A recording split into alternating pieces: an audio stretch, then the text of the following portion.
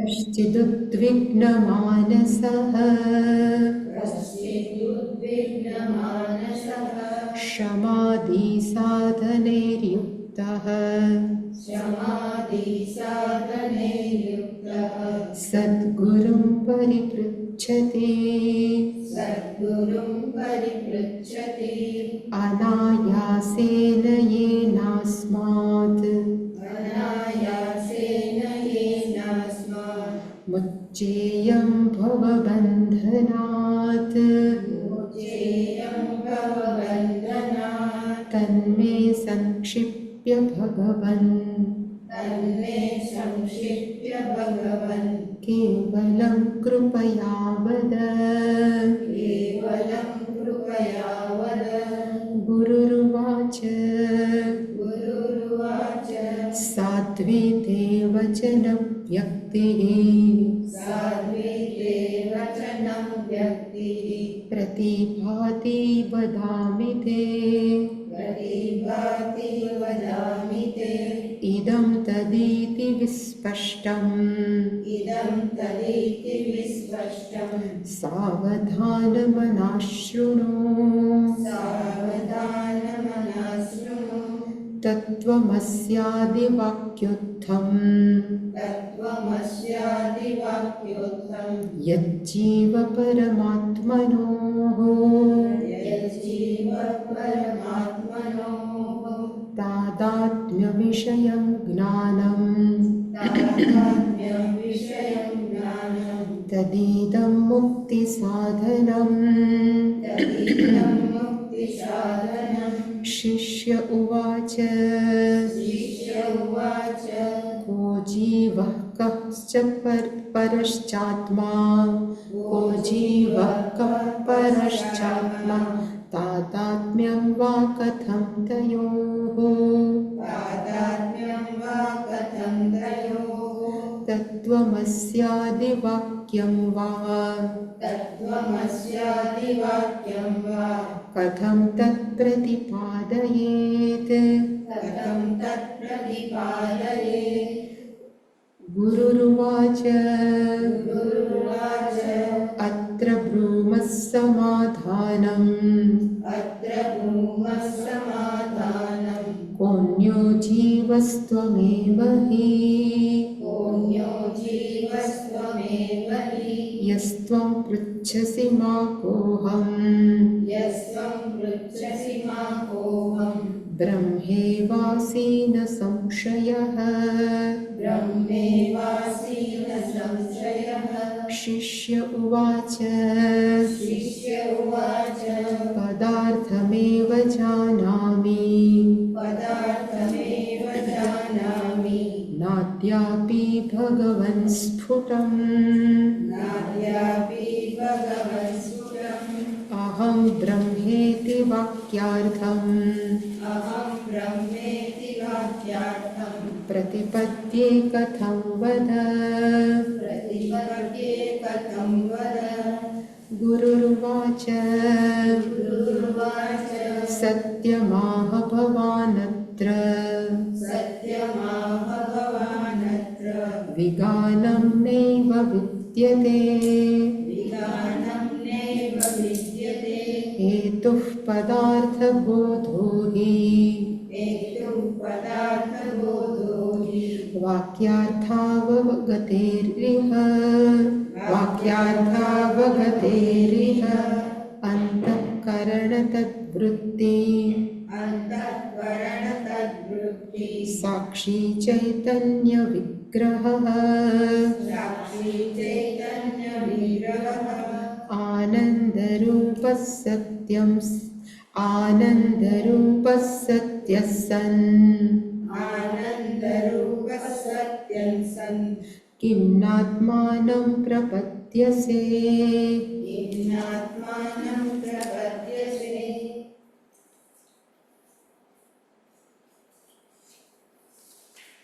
શિષ્ય સદગુરુ પરિપૃચ્છતિ.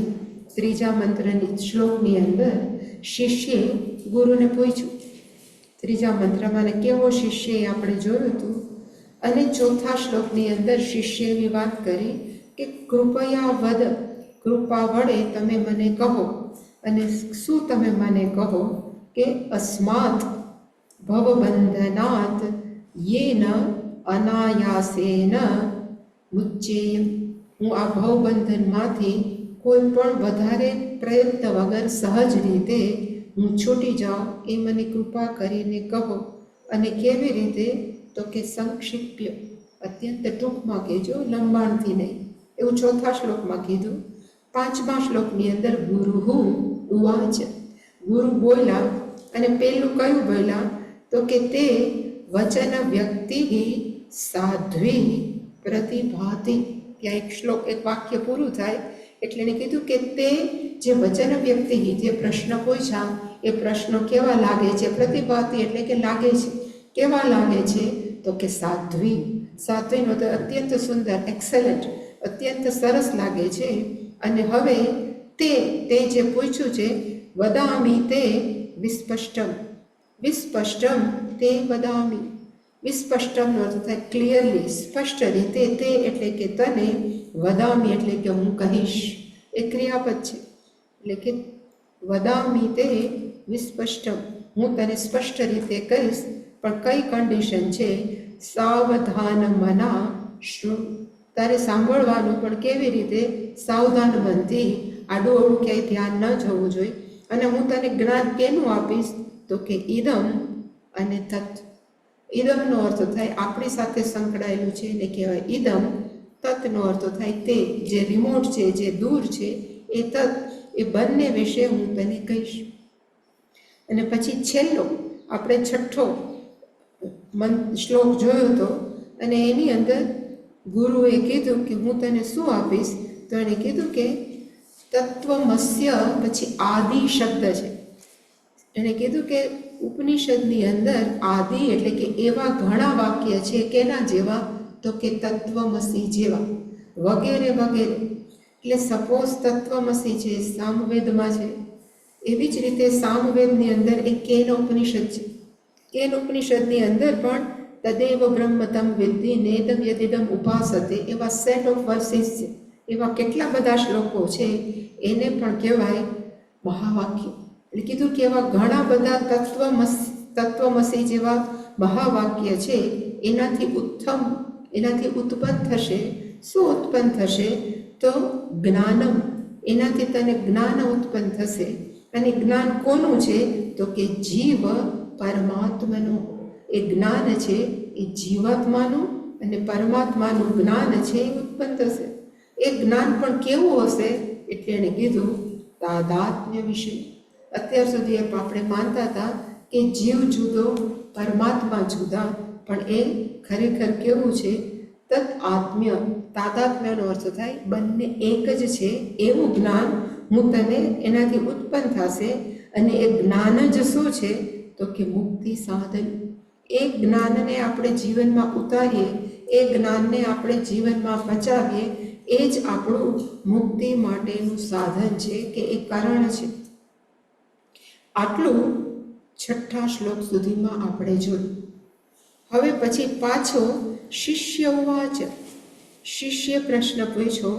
અને કયો પ્રશ્ન પૂછ્યો? 7મા શ્લોકની અંદર કહ જીવ. આગલા શ્લોકની અંદર પરમાત્મા લખ્યું છે, જીવ પરમાત્મા. અને અહીંયા લખ્યું છે પરશ્ચ આત્મા. કા પરમાત્મા કે પરશ્ચ આત્મા, બેનો અર્થ સરખો થાય. પરમ નો અર્થ થાય લિમિટલેસ, જેની કોઈ મર્યાદા નથી, અમર્યાદિત, એને કહેવાય પરમ. આત્માનો અર્થ થાય ચૈતન્ય તત્વ.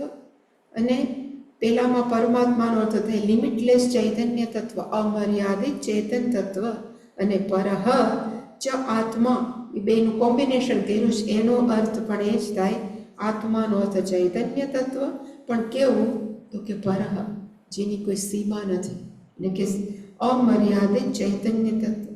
એટલે કે એવું કહેવાય છે કે 7મા શ્લોકની અંદર શિષ્યે 4 પ્રશ્ન પૂછ્યા. કોને? તો કે ગુરુને. પહેલો પ્રશ્ન કયો? કહ જીવ.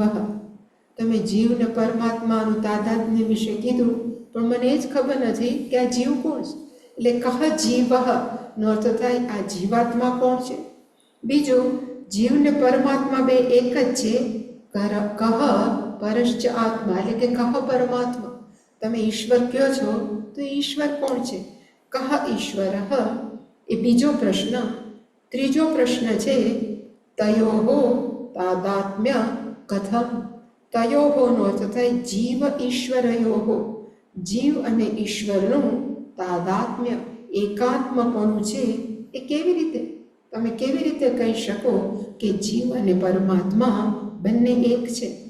આ ત્રીજો પ્રશ્ન.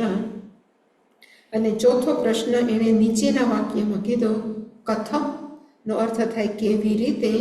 તત્વમસી આદિ વાક્યમ તત્ પ્રતિપાદયેત. કથમ એટલે કે કેવી રીતે આ મહાવાક્યો છે બધા. તત્નો અર્થ થાય તાદાત્મ્ય. જીવ અને ઈશ્વરનું તાદાત્મ્ય છે એ કેવી રીતે સાબિત કરે? પ્રતિપાદયેત સાબિત કરો. એટલે કે ચાર પ્રશ્ન. જીવાત્મા કોણ? પરમાત્મા કોણ? બેનું તાદાત્મ્ય એકાત્મપણું એટલે શું? અને એ બેનું તાદાત્મ્યપણું જાણીને એ કેવી રીતે સાબિત થાય? એટલે કે તત્વમસી આદિ વાક્યમ. આ જે બધા મહાવાક્યો છે એ તત્નો અર્થ થાય તાદાત્મ્ય. જીવ અને ઈશ્વરનું તાદાત્મ્ય છે એ કેવી રીતે સાબિત કરે? આ ચાર વસ્તુ તમે મને કહો. અને આ ચાર પ્રશ્નો ઉપર આખો ગ્રંથ છે. આ ચાર પ્રશ્નો ઉપર ગ્રંથ છે. એટલે કે પ્રશ્ન કયા છે? તો કે આ ચાર. જીવ કહ પરમાત્મા કહ તયોહો તાદાત્મ્ય કથમ. અને ચોથું તત્નો અર્થ થાય તાદાત્મ્યમ.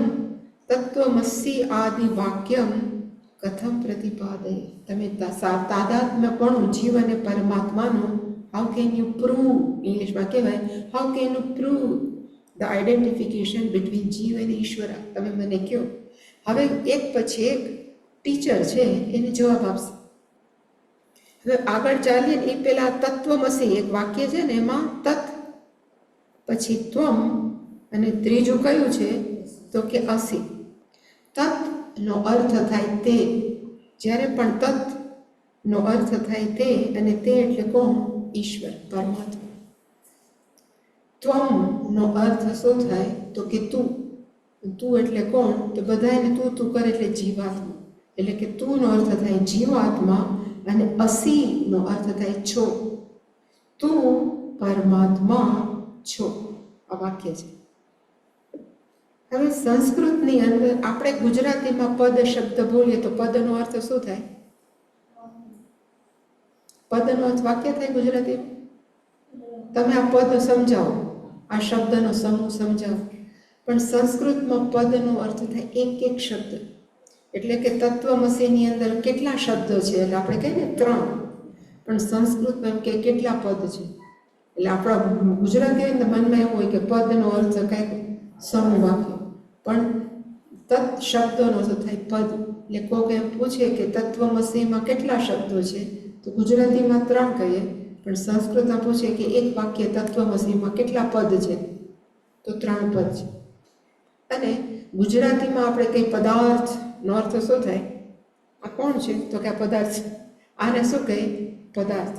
પણ સંસ્કૃતની અંદર પદાર્થનો અર્થ થાય શબ્દનો અર્થ. કારણ કે અહીંયા ખાલી પદાર્થ ને એવો શબ્દ આવશે. એટલે પહેલેથી ક્લેરિફિકેશન. પદાર્થનો અર્થ થાય શબ્દનો અર્થ. પદ ઇઝ ઇક્વલ ટુ શબ્દ. એટલે હવે ગુરુજી શું કરશે તો કે ત્વમ પદ. ત્વમ શબ્દને સમજાવે, તત્ શબ્દને સમજાવે, અને પછી અસી શબ્દને સમજાવે. પણ સંસ્કૃતમાં બોલાય કેમ? ત્વમ પદ. ત્વમ શબ્દનું હવે વ્યાખ્યા હશે. પછી એમ બોલશે તત્પદ વ્યાખ્યા. એટલે કે તત્ શબ્દની વ્યાખ્યા, અને છેલ્લે અસી પદ. એટલે કે યાદ રાખવું કે તત્વમ તત્ એ બધું છે પદ છે. શબ્દને સંસ્કૃતમાં પદ કહેવાય. એટલે કે આ 4 પ્રશ્ન પૂછ્યા. એટલે હવે ગુરુ રૂવાચ. હવે પાછું માઇક કોની પાસે ગયું તો કે ગુરુ પાસે. અને ગુરુએ જવાબ આપ્યો 8મા શ્લોકની અંદર. અત્ર બ્રૂમઃ સમાધાનમ કહ અન્યઃ જીવઃ ત્વમ એવ હિ. બધાની સંધિ છૂટી પાડું તો કે અત્ર એક શબ્દ, બ્રૂમઃ બીજો શબ્દ, સમાદાનમ ત્રીજો, કહ ચોથો, અન્યઃ પાંચમો, જીવઃ એના પછીનો, ત્વમ એના પછીનો, એવ અને પછી હિ. બ્રૂમઃ ક્રિયાપદ છે. બ્રૂમઃનો અર્થ હું કહીશ, અમે કહીશું. હવે હું તને કહીશ. અને શું કહીશ? અત્ર એટલે કે આ બાબતમાં. અને કઈ બાબતમાં? જે 4 પ્રશ્નો પૂછ્યા છે અસ્મિન વિષય, આ બાબતની અંદર, આ વિષયની અંદર. બ્રૂમઃ આઈ શેલ એક્સપ્લેન યુ, હું તમને કહીશ. અને શું કહીશ? તો કે તું શાંતિથી સાંભળ. હવે ગુરુજીએ સીધે સીધું પહેલા શું કીધું એને? કે જીવઃ ત્વમ એવ અન્યઃ કહ. આમ તો બધાને ખબર છે જીવાત્મા એટલે શું, છતાં એકવાર ક્લેરિફિકેશન કે what is the meaning of જીવાત્મા, જીવ શક્તિ. આપણે ગુજરી જાય પછી ઓલું આવે અવસાન નોંધ. અવસાન નોંધ કરતા એટલે જાહેર ખબર આપે. અને જાહેર ખબરમાં આવે કે આ ફલાણા ફલાણા ભાઈ વ્યક્તિનું નિધન થયું છે, પરમાત્મા એના આત્માને શાંતિ આપો. વાક્ય પ્રયોગ ખોટો છે. એના આત્માને શાંતિ, આત્મા તો શાંત જ છે, પણ ખરેખર કહેવાની શું જરૂર હોય? જીવાત્મા. તો જીવાત્મા એટલે શું?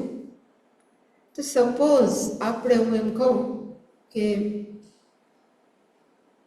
ચારે બાજુ સપોઝ ચૈતન્ય તત્વ વ્યાપેલું છે. સપોઝ એક વિચાર કરીએ કે આટલા એરિયામાં આપણે એટલી જ માનીએ કે એક ઘડો છે, આ મોટો ઘડો છે, એમાં આપણે કલ્પના કરીએ કે એમાં ઠાસો કોન્શિયસનેસ કે ચૈતન્ય તત્વ ભરેલું છે. હવે એની અંદર એના કરતાં બીજું કે કોન્શિયસનેસ પછી આવે. ધારો કે ટ્યુબલાઇટ છે, એ પંખો છે, આપણે ફ્રીજ છે, પછી માઇક્રોવેવ કોક રાખતા હોય.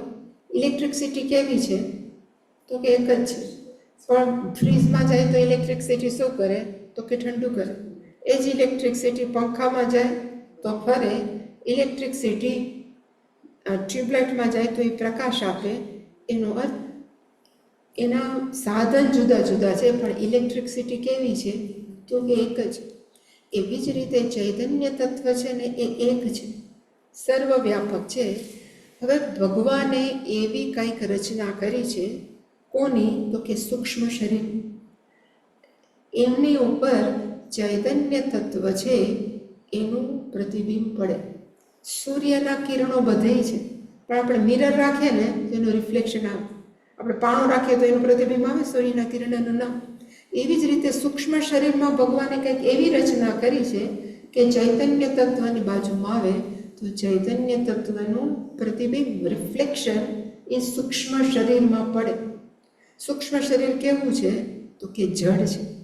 પણ જ્યારે ચૈતન્ય તત્વની બાજુમાં આવે ત્યારે સૂક્ષ્મ શરીર કેવું થઈ જાય? જીવંત, લાઈવ. અને એ પછી સૂક્ષ્મ શરીર બોલવા માંડે. શું બોલે? હું છું.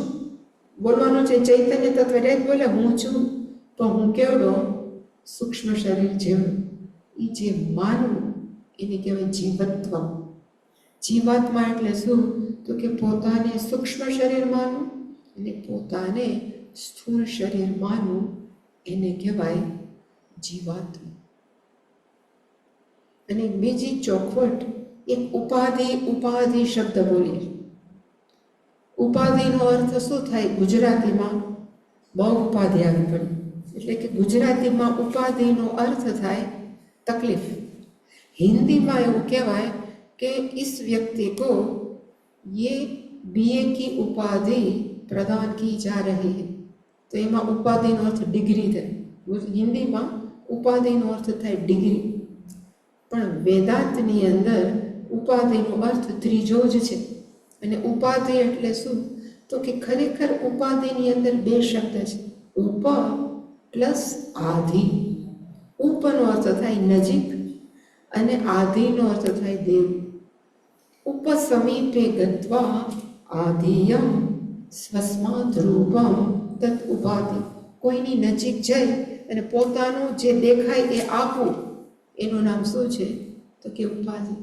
ક્રિસ્ટલ હોય, અહીંયા આપણે નથી રાખતા, પણ ક્રિસ્ટલ હોય એની પાછળ આપણે હિબિસ્કસ એટલે કે જાસૂદ લાલ કલરનું રાખીએ તો ક્રિસ્ટલ કેવો દેખાય? લાલ. પણ આપણને બધાને ખબર છે કે એ સ્ફટિક કેવું હોય તો કે ક્લિયર, સ્પષ્ટ હોય, પણ લાલ દેખાય તો એવું કહેવાય કે લાલ કલર છે એ ક્રિસ્ટલની શું છે? ઉપાધિ છે. એટલે કે લાલ કલર એટલે ઓલા ફૂલે શું કર્યું તો કે સમીપમ ગત્વા, ક્રિસ્ટલને નજીક ગયું ફૂલ, અને સ્વસ્વરૂપમ, પોતાનો રૂપમ આધીયતે, લાલ કલર આપ્યો એટલે પછી ક્રિસ્ટલ કેવું દેખાણું તો કે લાલ. એટલે કે લાલ કલર છે એ ક્રિસ્ટલની ઉપાધિ છે. એવી જ રીતે ચૈતન્ય તત્વ બિચારું સર્વવ્યાપક છે. હવે એ ચૈતન્ય તત્વની નજીક જ્યારે ઘણા બધા સૂક્ષ્મ શરીરો એના સંપર્કમાં આવ્યા ત્યારે જે સ્થૂળ સૂક્ષ્મ શરીર છે એટલે જડ સૂક્ષ્મ શરીર છે એ ચૈતન્ય તત્વની હાજરીથી જીવંત થઈ ગયા. જે જડ છે હવે એ કહેવાતા જીવંત સૂક્ષ્મ શરીર એવું માનવા માંડ્યા કે હું છું, પણ હું કોણ છું? મન છું, હું બુદ્ધિ છું. તો સૂક્ષ્મ શરીર છે એ ચૈતન્ય તત્વની શું છે? ઉપાધિ. એટલે કે જીવાત્મા એટલે શું તો કે જીવાત્મા એટલે ચૈતન્ય તત્વ એવું માનવા માંડે કે હું છું, પણ હું ચૈતન્ય તત્વ કેવડું તો કે સૂક્ષ્મ શરીર છે, એને કહેવાય જીવાત્મા. અને મુસાફરી કોની છે? જીવાત્માની છે, નતું આત્માની. અને જે વ્યક્તિને જ્યારે જ્ઞાન થાય કે અહમ બ્રહ્માસ્મિ, કે હું જ સર્વવ્યાપક ચૈતન્ય તત્વ છું, એવું જ્ઞાન થયા પછી એ જે પર્ટિક્યુલર જે સૂક્ષ્મ શરીરમાં રહેલું ચૈતન્ય તત્વ છે એનું સ્થૂળ અને સૂક્ષ્મ શરીર સાથે બુદ્ધિથી તાદાત્મ્ય છૂટી જાય. એટલે કે મને આપવામાં આવ્યું છે, હું આ નથી, એ સ્પષ્ટ જ્ઞાન થાય. ધારો કે આપણને આ પેન આપવામાં આવી તો આ પેન શું છે તો કે સાધન છે, પણ આપણે એવું તો ન કહે ને હું આ છું. એવી રીતે ભગવાને બે વસ્તુ સાધન આપણને આપ્યા છે. કયા? સૂક્ષ્મ શરીર રૂપી સાધન, સ્થૂળ શરીર રૂપી સાધન. સૂક્ષ્મ શરીર વિચાર કરે, પણ વિચારને આપણે કહેવાય ને કે એને કામ આપવું હોય તો સ્થૂળ શરીર જોઈએ. એટલે કે બંને ભગવાને સાધન આપ્યા છે, પણ ત્યાં આપણે શું ભૂલ કરીએ છીએ? આ હું છું એ ભૂલ કરીએ છીએ, એને કહેવાય જીવાત્મા. અને જે આત્મજ્ઞાની છે એને સ્પષ્ટ સમજણ થાય કે આ મને આપેલું છે, હું આ નથી. એટલે કે સંપૂર્ણ તાદાત્મ્ય બુદ્ધિથી એનું સૂક્ષ્મ શરીર સાથે છૂટી ગયું. એટલે પછી શું થાય? જ્યારે એનો અંતિમ કાળ આવે ત્યારે જેમાં ઘડો તૂટે અને ઘડાનો આકાશ બહારના આકાશમાં ભળી જાય, એવી જ રીતે એ આત્મજ્ઞાનીનું ચૈતન્ય તત્વ છે એ જ્યારે શરીર સ્થૂળ અને સૂક્ષ્મ રૂપી શરીર રૂપી ઘડો તૂટે ત્યારે અંદરનું ચૈતન્ય સર્વવ્યાપક ચૈતન્ય સાથે કેવું થઈ જાય? એક થઈ જાય. પછી એનો બીજો જન્મ નથી, કારણ કે એનું તાદાત્મ્ય છૂટી ગયું, એટલે એનો બીજો જન્મ નથી. જ્યારે બીજા બધાનો શું છે તો કે મુસાફરી. આપણે 15મા અધ્યાયમાં બોલીએ છીએ ને, શું બોલીએ છીએ? વાયુ ગંધાર નિવાસય શ્રોત્રમ ચક્ષુ સ્પર્શનમ ચ રસનમ ઘ્રાણમેવ ચ અધિષ્ઠાય મનમ કૃત્વા. એકમાંથી બીજામાં જાય આવી રીતે. એવી રીતે એનું ચાલુ છે. જ્યારે એને કહેવાય જીવ. એટલે કે જીવ કોને કહેવાય? કે જીવાત્મા કોને કહેવાય? હું સૂક્ષ્મ શરીર છું એ માનવું, એનું નામ જીવાત્મા. અને પછી સૂક્ષ્મ શરીર એકલું તો કામ ન કરે, એને તો આપણે પ્રેત કહીએ. એટલે ભગવાન આપણને સ્થૂળ શરીર આપે, એનું તાદાત્મ્ય એને કહેવાય જીવાત્મા. એટલે શિષ્યને હવે આમાં ગુરુજી છે એ જવાબ આપે છે કે તું પૂછે કે જીવ કોણ છે? તો કે તારા સિવાય જીવ કોણ છે? એટલે એને કીધું અત્ર એટલે કે આ બાબતની અંદર સમાધાનમ બ્રૂમઃ, અમે કહી રહ્યા છીએ. બ્રૂમઃ ક્રિયાપદ છે, અમે કહીએ છીએ. શું કહીએ છીએ? તો કે ત્વમેવ, ત્વમ અન્યઃ, તારાથી બીજો. ત્વમ એટલે કે તું, અન્યઃ એટલે કે તારાથી બીજું. કહ જીવ, તારા સિવાય બીજું જીવ કોણ છે? તું જ જીવ છો. તું પૂછે છો હું કોણ છું? તો ત્વમ અન્યઃ કહ જીવ. ત્વમેવની અંદર એવું કાઢ નાખીએ, ત્વમ અન્ય જોડી દે, તારા સિવાયનો બીજો. કહ જીવ, જીવ કોણ છે એનો અર્થ કે તું કોણ છો, તો કે તું જ જીવ છો. જ્યાં સુધી તાદાત્મ્ય છે એ જ જીવ છે. અને તું મને પૂછે કે ખરેખર હું કોણ છું, જે પૂછતો હતો ને હું કોણ છું, એટલે એને પાછું કીધું બીજું વાક્ય છે એટલે બીજી લાઈન છે એમાં યહ ત્વમ પૃચ્છસી મામ કો અહમ, એટલે કે ત્વમ પૃચ્છસી, ત્વમનો અર્થ થાય તું, પૃચ્છસીનો અર્થ થાય પૂછે છે. કોને પૂછે છે, તો કે મામ, એટલે કે મને. ગુરુજી કહે છે શિષ્યને ત્વમ મામ પૃચ્છસી, તું મને પૂછે છે. અને શું પૂછે છે? કહ અહમ, હું કોણ છું? તો એનો જવાબ કયો છે, તો કે બ્રહ્મ એવ અસી, તું કોણ છો, તો કે તું બ્રહ્મ છો. બ્રહ્મ એટલે કે તું, એવ એટલે કે ખરેખર, ડેફિનેટલી, અસી ખરેખર તું કોણ છો, તો કે બ્રહ્મ છો. અને આની બાબતમાં કોઈ ડાઉટ છે, તો કે ન સંશય. આની બાબતની અંદર કોઈ પણ પ્રકારનો સંશય કે ડાઉટ નથી. હજી એક શબ્દ છે બ્રહ્મ, આપણે ફ્રિકવન્ટલી વાપરીએ છીએ, પણ ખરેખર બ્રહ્મની અંદર જે ક્રિયાપદ છે એનો અર્થ થાય બૃહ. બૃહ નામનું ક્રિયાપદ છે અને બૃહનો અર્થ થાય મોટું. મોટું છે ને એ વિશેષણ છે. વિશેષણને નામમાં આપણને ખબર હોય કે what is the difference between adjective and noun. આપણે કહીએ કે વિશેષણ કોને કહેવાય, તો કે પીળો કલર ફૂલનું વિશેષણ છે. એવી રીતે એક મોટું શબ્દ પણ શું છે, તો કે વિશેષણ છે. ઘણા બધા રાઈના કણ આપણે ભેગા કર્યા પછી એમ પૂછીએ એમાંથી મોટામાં મોટો રાઈનો કણ કયો, તો આપણે કાઢીએ અને કહેવાય કે આ કોણ છે, તો કે બૃહદ. એને આપણે શું કહીએ, તો મોટું છે. સંસ્કૃતમાં એને કહેવાય બૃહ. પછી એમાં મનીન પ્રત્યે લાગે ને એટલે બ્રહ્મ થઈ જાય, એટલે બૃહ. પછી એનાથી આપણે થાય ને ઘઉં ભેગા કરીએ, એમાં કે આમાં મોટા મોટો ઘઉંનો દાણો કયો, તો એવડા બધામાંથી આપણે આવડો કાઢીએ એટલે આપણે કે આ બહુ મોટું છે. પછી એનાથી આગળ વધીએ ને આપણે કે અહીંયા ઘણા બધા ઝાડ છે, એમાંથી સૌથી મોટું ઝાડ કયું, તો જે દેખાતું હોય એને આપણે કંઈક આ મને લાગે છે સૌથી મોટું છે. એટલે કે મોટું નાના મોટા સાથે કનેક્ટેડ નથી, એ ખાલી બતાવે છે કે આનાથી આ વધારે વિશેષ છે, એને વિશેષણ કહેવાય.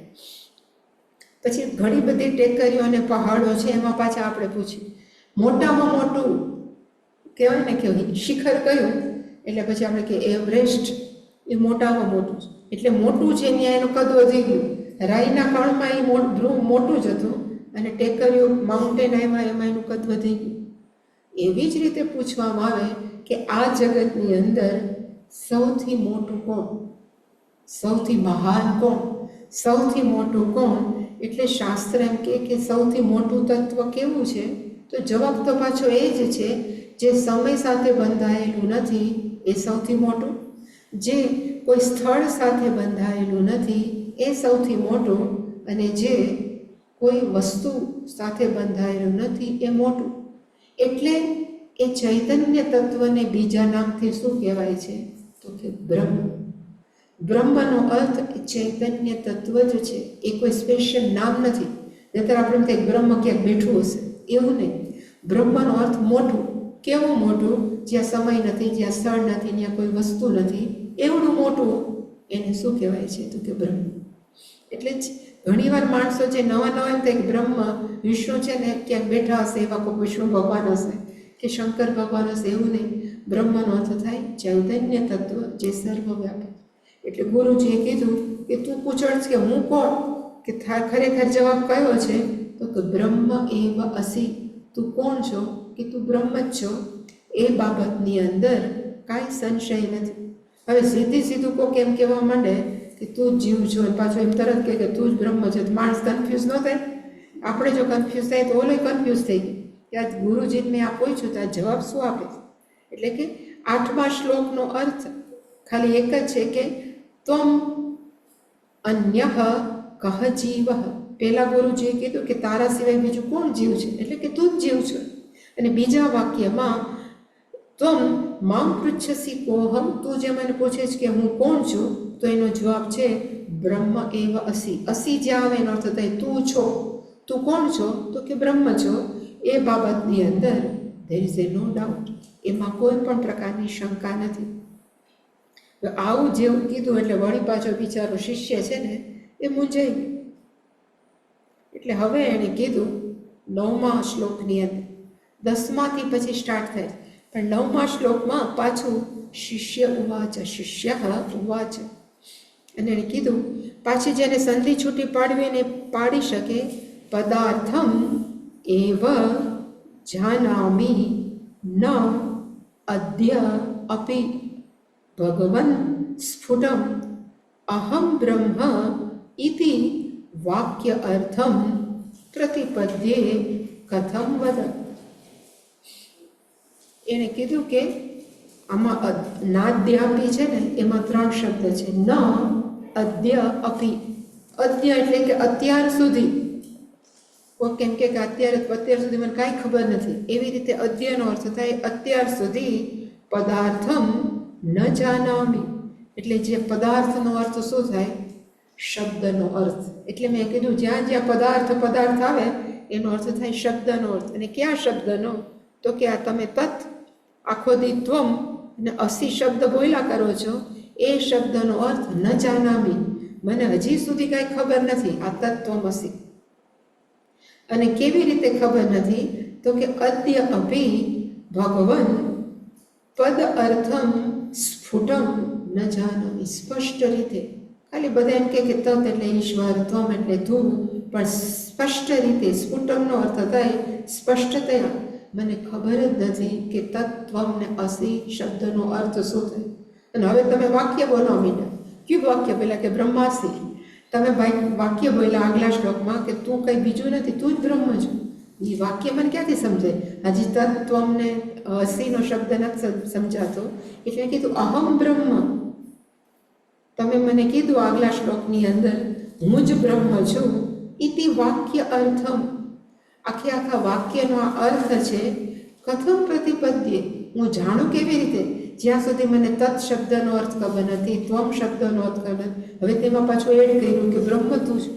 તો આ બધા બ્રહ્મ, તત્, ત્વમ એ બધાના શબ્દ કથમ પ્રતિપદ્યે, કથમ એટલે કે કેવી રીતે, પ્રતિપદ્યેને હું જાણી શકું. વાક્ય અર્થમ, આ વાક્યનો અર્થ. અને કયો વાક્ય? અહમ બ્રહ્મ. એ વાક્ય છે. કારણ કે આગલામાં ગુરુજીએ કીધું હતું, કયું શબ્દ બોલ્યા હતા? બ્રહ્મેવ અસી. તું બ્રહ્મ છો એ વાક્ય છે. બ્રહ્મ અસી વાક્ય છે. એ વાક્ય મને કેમ ખબર પડે? મને હજી તો આમાં પાપા પગલી ગયું. આપણે ન કે કોઈક એમ કીધું કે હું કિન્ડર ગાર્ડનમાં છું ને કોઈક પીએચડી કરે છે, એવું કીધું હતું ને. તો આ સ્ટુડન્ટ જે શું બોલે છે? I mean kinder garden. હું હજી પાપા પગલી કરું છું, એમાં તમે બ્રહ્મ બોલવા માંડ્યા. તત્વમ એ વાક્યાર્થમ પદાર્થમ ન જાના. આ બધા જ શબ્દના અર્થ. એટલે પદાર્થ જે આવે ને ત્યાં આપણે ગુજરાતીમાં પદાર્થ ન લખતા, નહીં તો ગુજરાતીમાં આપણને એમ થાય કે આ પદાર્થ છે, ઘડિયાળ પદાર્થ છે. પણ સંસ્કૃતમાં પદાર્થનો અર્થ થાય શબ્દસ્ય અર્થ. અને કયા શબ્દના અર્થ? તત ત્વમ અસી. એ શબ્દના અર્થ સ્ફુટમ ન જાનામી, મને સ્પષ્ટ ખબર નથી. ત્યાં તમે એક વાક્ય એડ કરી દીધું બ્રહ્માસી. તો એ બ્રહ્મનો વાક્યાર્થમ કથમ પ્રતિપદ્યે, હું કેવી રીતે જાણું? વદ, છેલ્લું શબ્દ છે વદ. વદ જે ક્રિયા, તમે મને કહો તો ખરા. આપણે ન કે તમે મને કહો તો ખરા. આ બધું મને કેમ ખબર પડે? જરાક ડિટેલમાં. કદાચ અત્યારે આ તો મને જસ્ટ વિચાર આવ્યો, કારણ કે પહેલાંય કીધું હતું સંક્ષિપ્ય, ટૂંકમાં બધું કહેજો. ગુરુજીને જો ટૂંકમાં પતાવો, એટલે આગલો શબ્દ જે આગલો શ્લોક હતો એને ટૂંકમાં પતાવ્યો. અને કયો હતો? તો કે તું જીવ છો, તારા સિવાય જીવ બીજું કોણ છે? એણે જવાબ આપી દીધો. પછી એણે કીધું તું મને પૂછે કે હું કોણ છું? તું જ બ્રહ્મ છો. વાર્તા પૂરી, ઉપદેશ પૂરો. સંક્ષિપ્ય ટૂંકમાં કીધું હતું. એટલે કીધું મને આટલી બધી સંક્ષિપ્તમાં ખબર ન પડે, જરાક હવે ડિટેલ કહો. એટલે જેને સંસ્કૃત આવડતું હોય ને તો એનું કદાચ અન્વય કરીએ તો એને કીધું કે હે ભગવાન, 9મા શ્લોકની અંદર, હે ભગવાન, અદ્ય અપી, અત્યારે પણ, અહમ પદાર્થમ સ્ફુટમ ન જાનામી, શબ્દનો અર્થ સ્પષ્ટ રીતે મને ખબર નથી. તો પછી વાક્યાર્થ, વાક્યનો અર્થ. અને કયું વાક્ય? કે અહમ બ્રહ્મ ઇતિ, હું પોતે જ બ્રહ્મ છું. આ કથ નથી, એની ઉપર એક મીંડું છે. આ જૂનું છે ને એટલે ઉપર મીંડું નથી. કથમ પ્રતિપત્તિ, મને ખબર કેવી રીતે પડે? એટલે વદ છે એ પાછું એક રિક્વેસ્ટ છે, તમે મને કહો, પાછું સમજાવી જરાક ડિટેલમાં કહો તો મને ખબર પડે. આટલું કીધું એટલે હવે ગુરુજી સ્ટાર્ટ થશે. અત્યાર સુધી ખાલી એણે પ્રશ્નોત્તરી સામે કરી. And now he goes to start.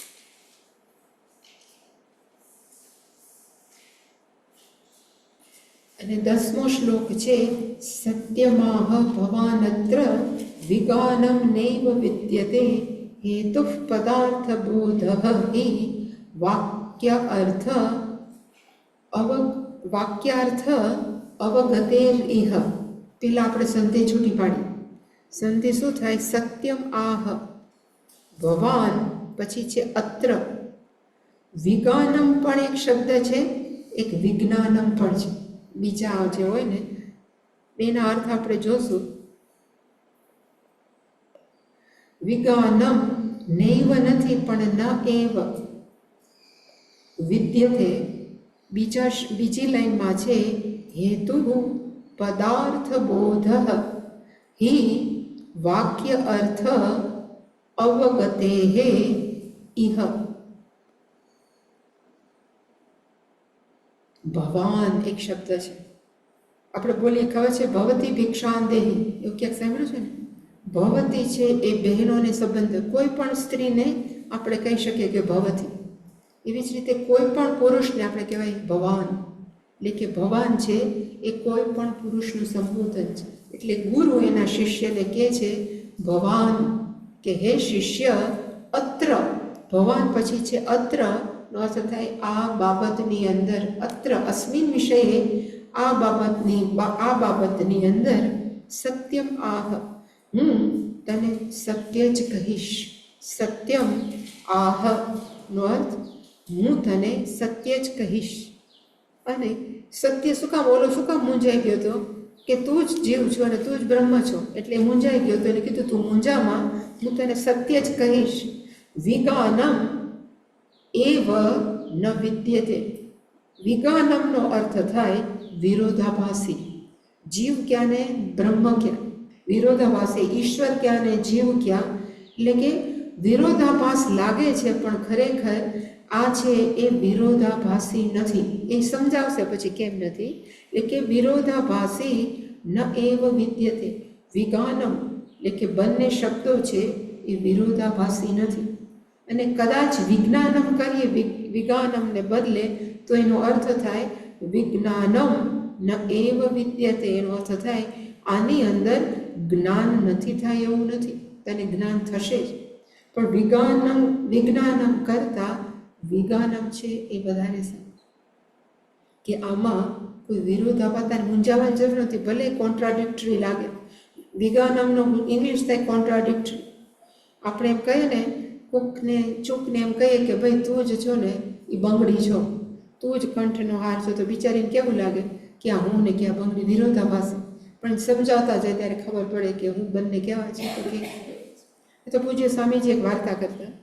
વાર્તા નથી પણ વેદાંતને સમજાવવા માટે એક સ્ટોરી કરતા. માણસો બહેનો પહેરે ને ચૂક, એ ચૂકને લઘુતા ગ્રંથિ થઈ, ઇન્ફિયોરિટી કોમ્પ્લેક્સ થયો ચૂકને. એટલે પછી કોકે કીધું તું કેમ આટલી બધી દુઃખી છો? જ્યારે હવે તારે ચૂક છે ને હાવ મોઢું કહેવાય ને એમ લોંગ ફેસ કરીને બેસે, એકદમ દુઃખી હતી. એટલે ચૂકે કીધું કે તમે જુઓ તો ખરા, બધા એમ પૂછે કે બંગડીનો ઘાટ બહુ સારો છે, ક્યાં ઘડાવી? તો કોને બધા જોવે? તો કે બંગડીને જોવે. કોક એમ કહે કે ઇયરિંગ બહુ હમણાં નવા કરાવ્યા લાગે, તો માણસો ભાવ કોનો પૂછે? તો કે કાનના આ ઇયરિંગનો પૂછે. કોક એમ કહે કે હમણાં નવો બ્રેસલેટ કે કંઈક કંઠહાર કરાવ્યો છે, તો માણસો કોઈ એમ પૂછે કે નાકનો દાણો બહુ સારો છે. કોઈ નથી પૂછતું. એટલે કે મારો ભાવ કોઈ નથી પૂછતું. તો મને કેવું લાગે છે? તો કે લઘુતા ગ્રંથિ. હું એકદમ દુઃખી થઈ ગઈ છું. પછી એનો ઇન્ટરવ્યૂ લેવાઈ ગયો અને પછી એણે કીધું કે મારે તો શું સહન કરવાનું? તો કે શરદી થાય તો નાકમાં આવે તો ખરાબ કોણ થાય? તો કે હું જ થાઉં છું. એટલે કે મારે તો ગંદુ જ થવાનું રહ્યું, મારો ભાવ કોઈ નથી પૂછતું. એટલે એકદમ દુઃખી હતી. પછી એ રિપોર્ટર બધાનો ઇન્ટરવ્યૂ લેતો. પછી એણે બંગડીનો લીધું કે તને મજા છે ને? બધા પૂછે કે કેવી ઘડાવી ને કેટલાની નામ ને તે. બંગડી કે બધું હાચું, બધે મારા ભાવ બહુ પૂછે, પણ ઉટકવા બેસે બહેનો તો ઘસાય છે કોણ? હું ઘસાવું છું, મારું જ બધે ઘસી નાખે છે. એટલે ભલે બધે મને સોવે પણ કોઈને મારી પડી નથી કે. એટલે માણસોનું મન કેવું હોય છે, ગમે એટલું આપણને મળે પણ માણસોને ક્યારેય સંતોષ નથી. એટલે એમ કહે છે કે કોઈ ક્યારેય કે કોઈ બંગડી કાઢીને વાસણ ઉઠકે ન ઉઠકે, ઘસારો મને જ લાગે. બધે સુંદર સુંદર કરે પણ મને કેટલી તકલીફ થાય છે કોઈને ખબર નથી, હું જ જાણું છું. એટલે બીજા બધાએ કીધું કે કંઠહાર એને ધારા હારું છે, બ્રેસલેટ છે. એટલે બધા કોકે એને પૂછ્યું તને કેવું છે? તો કે તમને ખબર નથી મને કેટલા પ્રોબ્લેમ છે. તો કે તને શું પ્રોબ્લેમ છે? તો કે કોઈ આમ હવે તો સોનાનો ભાવ વધી ગયા, કોઈ બહાર આમ રાખીને ફરે, બધા અંદર જ રાખે. પરસેવો કોણ સહન કરે? કે મારે સહન કરવાનું. ઉપર બધું ઢાંકેલું જ હોય, કોઈ જોવે નહીં. ક્યારેક લગ્નમાં જાય ત્યારે થોડુંક બહાર કાઢીને પાછું નાખે તો અંદર જ, કારણ કે બહાર તો એ કે કોઈ ખેંચી જાય. એટલે કે હું હોવા છતાં પણ હું અસ્તિત્વમાં જ નથી. લગભગ બધા બહેનો એવું જ બોલતા હોય ને, ઘરમાં હું છું પણ મારો ભાવ તો કોઈ પૂછતું જ નથી. એટલે કે હું અસ્તિત્વમાં હોવા છતાં પણ હું અસ્તિત્વમાં નથી. એવી રીતે વીંટીને પૂછ્યું તો એ દુઃખી હતી પોતાની રીતે. કાનના કુંડળને પૂછ્યું તો એણે કીધું. પછી એક ગુરુ આવ્યા અને એને કીધું કે સૌથી વધારે દુઃખી મને એવું લાગે છે કે નોઝરિંગ છે, એટલે ચૂક છે. એટલે એણે એને જ્ઞાન આપ્યું કે તને ખબર છે તું કેની બનેલી છે? તો કે ના ના, હું તો ચૂક જ છું એ મને ખબર. તો કે ના ના, તું બનેલી છો કોની? તો કે સોનાની. તારું સ્વરૂપ કેનું છે? તો કે સોનાનું છે. એટલે સોનાની અંદર શું હોય? તો કે એટલે સાયન્ટિફિક રીતે Au+3 ઓરસ એવું કહેવાય છે. એને કેમિકલ નામ છે સોનાનું Au+3. તો કે તું આમ જેમ પાણીને આપણે H2O કહીએ ને, એવી રીતે સોનું એટલે શું? તો કે ગોલ્ડ છો, Au+3. અને ઓલી બંગડી છે તને ખબર? તું બહુ એનાથી ઈર્ષા કરે છે. એ બંગડી પણ શું છે? તો કે બંગડીની અંદર જે છે ને એ સોનું જ છે. એ ઘાટ બીજા આપ્યા છે પણ એની અંદર છે એ તો સોનું જ છે. તારું જે સ્વરૂપ છે ને એ સ્વરૂપ કોનું છે? તો કે બંગડીનું જ છે. તો પછી ઓલી મોટા મોટા બધા ગળામાં પહેરે છે કંઠહાર, એ કોણ છે? તો કે એ બધા દેખાવના છે પણ એની અંદર મટીરિયલ કયું છે? તો કે સોનું જ છે. એનો અર્થ તું કે બંગડી, એટલે તું એનો અર્થ થાય ચૂક. એ બંગડી કે કંઠહાર કે વીંટી એ બધા કોણ છે? તો કે એક જ છો. નામ તમારા જુદા છે, આકાર જુદા છે, પણ બેઝિકલી તમે કોણ છો? તો કે સોનું જ છે. તું જ્યારે મરીશ ત્યારે તારું બધા ઓગાળી નાખશે. તું મરવાનું નથી, તું સોનું થઈ જશે. બોલો ઓગાળી દે તો પાછું ગોલ્ડ જ થવાનું. એવી રીતે બંગડી તમે પહેરો છો, એને ઓગાળી દે તો શું થવાનું? પછી કહેવાય ને આનંદમાં આવી ગઈ અને કહેવા માંડી કે મને મારું સાચું સ્વરૂપ સમજાઈ ગયું છે. હું કોણ છું? તો કે હું ગોલ્ડ છું, હું સોનું છું, સુવર્ણ છું. એવી જ રીતે આપણું પણ છે. આપણે બધા કેવા કહીએ? બોલો કેવો સુખી છે, હું કેવો છું, હું દુઃખી છું. ત્રીજાનો ઇન્ટરવ્યુ લઈ બધા જાહેરની અંદર હશે એમ હશે એટલે બધા ઓલા લાફી. પણ જેવા એકલા આપણે પૂછીએ બધું સારું છે, ભગવાનની દયા છે, પણ આ જુઓ ને મારા આમ છે ને આમ છે, એનું અંદરથી બધા કેવા છે? તો કે કાંઈક ને કાંઈક દુઃખી છે, કાંઈક ને કાંઈક પ્રોબ્લેમ છે. એને વેદાંત થકી ટીચર કે ગુરુ એમ કહે છે કે તારે બીવાની જરૂર નથી. પ્રોબ્લેમ ક્યાં છે? તો કે મનમાં છે, પણ તું ક્યાં મન છો? પ્રોબ્લેમ ક્યાં છે? તો કે બુદ્ધિમાં છે. તું ક્યાં બુદ્ધિ છો? તું કોણ છો? ચૈતન્ય તત્વ છો. તારું સાચું સ્વરૂપ કયું છે? તો કે ચૈતન્ય તત્વ. એવી જ રીતે બીજાને એમાંથી કોક ભાગ્યશાળી હોય જેનું અંતઃકરણ શુદ્ધ હોય, એને આ ઉપદેશ છે એ આત્મસાત થાય અને એને ખાતરી થઈ જાય કે ખરેખર હું શરીર નથી કે કોઈ ઉપાધિ નથી. આ બધી કે ચૈતન્ય તત્વની ઉપાધિ છે. શરીર છે, સૂક્ષ્મ શરીર, સ્થૂળ શરીર, એ બધું શું છે? તો કે ચૈતન્ય તત્વની ઉપાધિ. તું કોણ છો? તો કે સર્વવ્યાપક ચૈતન્ય. જેણે આત્મસાત કર્યું, એનો અર્થ જેના જીવનમાં એ ખરેખર ઉતર્યું, એ વ્યક્તિ કેવી થઈ ગઈ? તો મુક્ત થઈ ગઈ. અને એટલે પછી મુંડકમાં કીધું ભિદ્યતે હૃદય ગ્રંથિ ક્ષીયંતે ચાસ્ય કર્માણી તસ્મિન દૃષ્ટે પરાવરે. જેને જ્ઞાન થયું એની ગ્રંથિ છૂટી ગઈ ગ્રંથિ કઈ તો કે આજ હું દુઃખી છું, મને કોઈ સમજતા નથી, મારું આમ છે, બધી ગ્રંથિઓમાંથી છૂટી ગઈ. જેવા છૂટા એટલે પછી માણસ કેવો છે તો કે ચેરફુલ જ છે, આનંદ જ છે.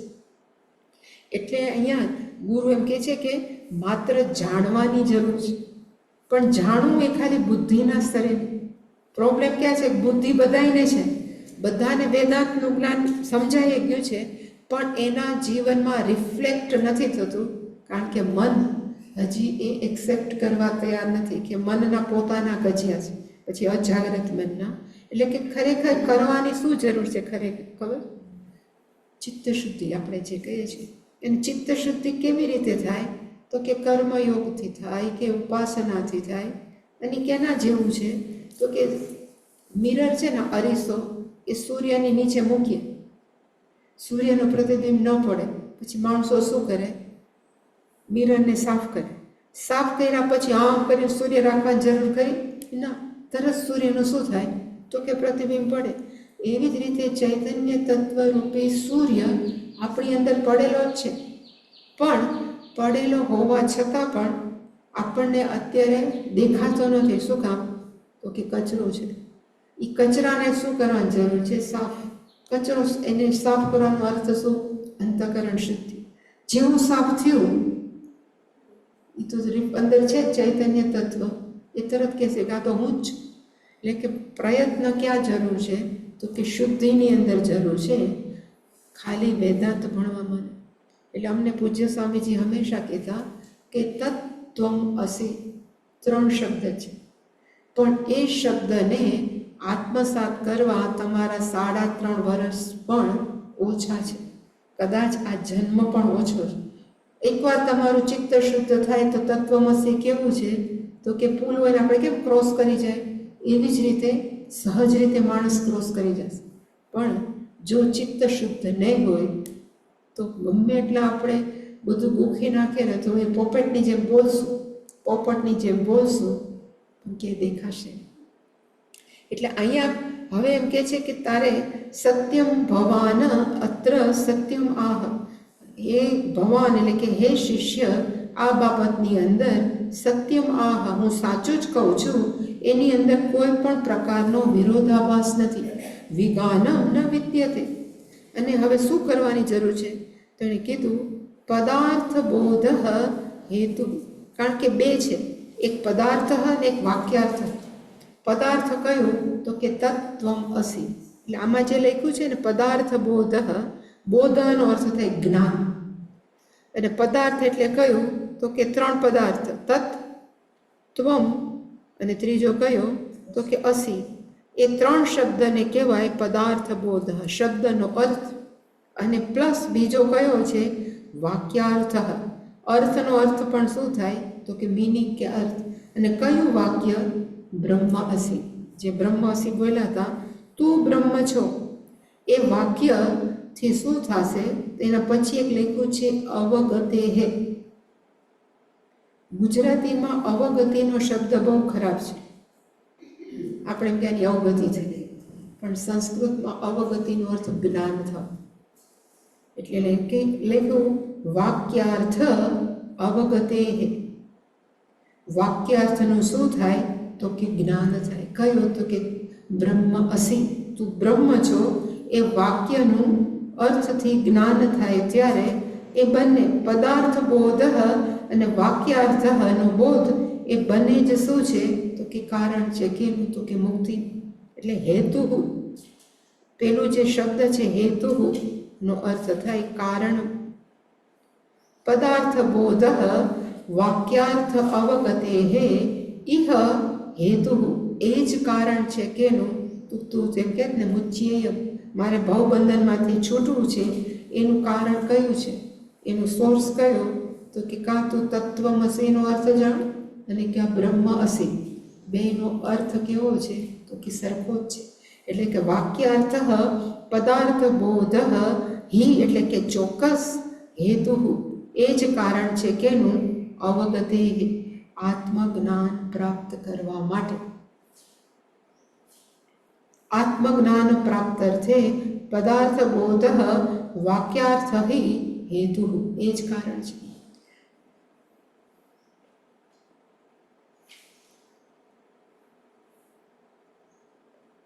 10મા છોકરાને કહે ત્વમ દશમઃ, આપણે વાર્તા કહીએ છીએ, એનો અર્થ એ થાય. અને કોક આવીને કે હાલો ગોતો, અને પછી ખબર પડે કોણ લ્યો, તો છોકરો કે હું 10મો. તેનો અર્થ એક જ છે ને. એવી જ રીતે તું તત્વમસીનો અર્થ કાઢ કે વાક્યાર્થ અહમ બ્રહ્માસ્મિનો અર્થ કાઢ. એનું અવગતે હે, એનું જે જ્ઞાન છે એ જ કારણ છે શેનું, તો કે મુક્તિ. બંનેનું મિનિંગ કયા છે, તો કે એક જ. એટલે કે તું પછી એને આ વાત પડતી મૂકશે, બ્રહ્મસી વાત પડતી મૂકશે. એને કીધું હું તને એક જ સમજાવીશ, અને કહ્યું તત્ ત્વમ અસી. એ 3 શબ્દોને હું સમજાવીશ, એનાથી પછી બ્રહ્મ અસી આવી જશે એની મેળે. એટલે હવે વાક્યાર્થ એને મૂકી દેશે ગુરુ. હવે પછીથી એ શું ચાલુ કરશે, તો જે આપણે બ્રહ્મસૂત્રને ભણતા હોય તેમાં બોલે ત્વમ પદ અર્થ, તત્પદ અર્થ, અસીપદ અર્થ. એટલે કે હવે એના પછીના 11મા શ્લોકથી ચાલુ કરશે ત્વમ, તું કોણ છો એ પદનો અર્થ. એટલે ગુરુએ કીધું કે તું કે છે સાચું છે, પણ હું વાક્યનો અર્થ કહું કે તત્વમસી શબ્દોનો અર્થ કહું, બે કઈ જગ્યાએ લઈ જાય, તો કે એક જ જગ્યાએ. અવગતે હે, હેતુ આત્મજ્ઞાનનું બંને કેવું છે, તો કે કારણ છે. એટલે પછી ગુરુજીએ નક્કી કર્યું કે વાક્યાર્થને પડતો મૂકીએ, પદાર્થ બોધ. હું માત્ર તને શબ્દોનો અર્થ કહીશ. પદાર્થ એટલે પાછું હંમેશા યાદ રાખજો શબ્દાર્થ. અને કયો શબ્દ, તત્, ત્વમ અને અસી, 3 શબ્દનો બોધ, એનું જ્ઞાન હવે હું તને આપીશ. એટલે કે વાક્યાર્થ એને પડતું મૂક્યું. અને 11મા શ્લોકથી એને ચાલુ કર્યું. કયું, તો કે તત્વમસીનો અર્થ. એટલે હવે જે ચાલુ થાય છે એને કહેવાય 27 શ્લોક સુધી, 11 થી 27 શ્લોક છે એની અંદર ત્વમ પદ અર્થ. ત્વમ એટલે કે તું, પદ એટલે કે શબ્દ, અર્થનો અર્થ થાય અર્થ. એટલે કે ત્વમ પદાર્થ, it starts from 11th up to 27. 11 થી 27 શ્લોકની અંદર તું શબ્દના અર્થનું અર્થઘટન ગુરુજી કરશે.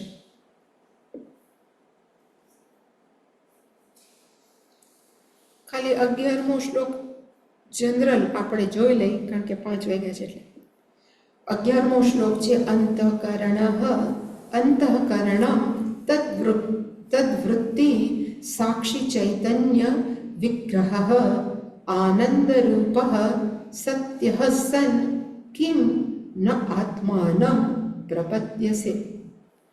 આપણા મનની અંદર 2 વસ્તુ છે. આપણે 2 વસ્તુના સાક્ષી છીએ. કઈ સાક્ષી છીએ, તો અંતઃકરણ અને એની અંદર ચાલુ રહેલા વૃત્તિ પ્રવાહ, જાત જાતના વિચારો. એના આપણે શું છીએ, તો કે સાક્ષી. કેવી રીતે ખબર પડે કે હું એનો સાક્ષી છું, તો ઘણીવાર આપણે કોકને ફોન કરીએ ને તો એમ કે અત્યારે મને મૂડ નથી, હો, મને પછી ફોન કરજે ને, મને મૂડ નથી. એનો અર્થ કે મને મૂડ નથી એની મને ખબર છે. પછી ઘણીવાર કોક કે કેમ છો, બહુ આનંદમાં છું.